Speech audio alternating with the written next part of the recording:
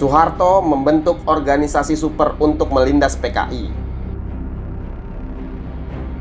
Hari-hari setelah penculikan 6 jenderal di Jakarta merupakan periode konsolidasi kilat di tubuh Angkatan Darat. Satu-satunya jenderal paling senior, Abdul Haris Nasution, terluka dan dirundung duka setelah kehilangan putrinya Ade Irma Suryani. Seperti dikutip dari buku pengakuan Algojo 1965, Investigasi Tempo perihal pembantaian 1965, Panglima Komando Cadangan Strategis TNI Angkatan Darat Mayor Jenderal Soeharto tampil mengambil alih pucuk pimpinan Angkatan Darat.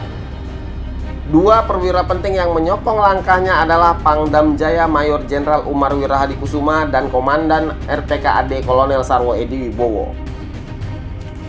Setelah memastikan kontrol atas tentara, Soeharto membentuk dan memimpin sendiri operasi pemulihan keamanan yang kemudian dikenal sebagai Kopkamtib atau Komando Operasi Pemulihan Keamanan dan Ketertiban.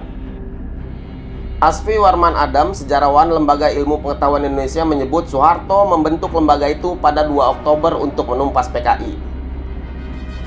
Kopkamtib mendapat pijakan hukum setelah Soekarno menekan surat keputusan Presiden Panglima Tertinggi Komando Operasi Tertinggi ABRI pada 1 November 1965. Isinya tentang pemulihan keamanan dan ketertiban pasca 30 September.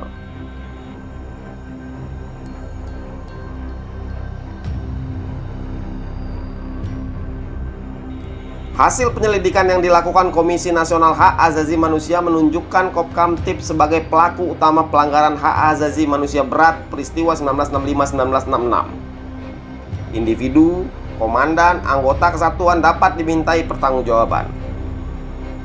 Lembaga itu memiliki wewenang yang sangat besar. Semua komandan Kopkamtib adalah komandan militer di tiap tingkatan. Kopkamtib berwenang pula memakai tenaga dari institusi sipil untuk melaksanakan tugasnya. Mereka hanya bertanggung jawab kepada satu orang, Soeharto.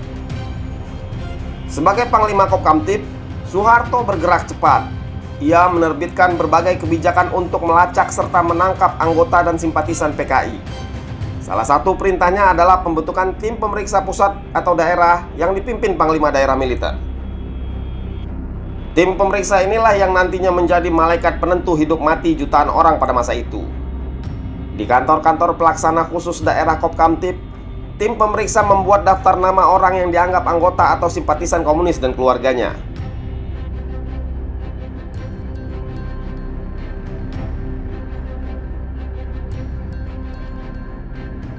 Orang yang namanya tercantum dalam daftar menjadi korban kebrutalan aparat atau massa yang dilatih oleh tentara. Mereka diciduk pada malam hari dan kebanyakan tidak pernah kembali lagi. Bahkan ada yang langsung dihabisi di tempat. Dalam buku The Indonesian Killings, Michael van Langenburg menyebut operasi penumpasan kian menjadi setelah Panglima Kopkamtib mengeluarkan instruksi kepada semua personel Angkatan Darat pada 17 Oktober 1965. Instruksi itu menyebut PKI sebagai pengkhianat dan menetapkan 1 Oktober sebagai Hari Kesaktian Pancasila. Untuk memuluskan penumpasan orang komunis di Indonesia, Kopkamtib melalui Kostrad dan RPKAD menebar propaganda yang mengasosiasikan PKI sebagai musuh seluruh rakyat Indonesia. Komunis dituding nyaris menghancurkan bangsa sehingga harus dimusnahkan tanpa ampun. Foto pengangkatan mayat para jenderal dari sumur lubang buaya berulang kali dimuat di media massa yang semuanya sudah berada di bawah kontrol tentara.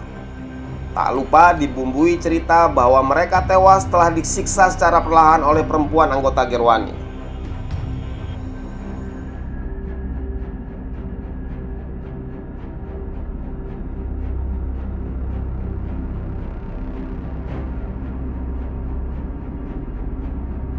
Selain memastikan semua daerah bebas dari elemen komunis, Kopkamtib membersihkan pemerintahan Soekarno dari pejabat-pejabat yang diduga berkaitan dengan PKI.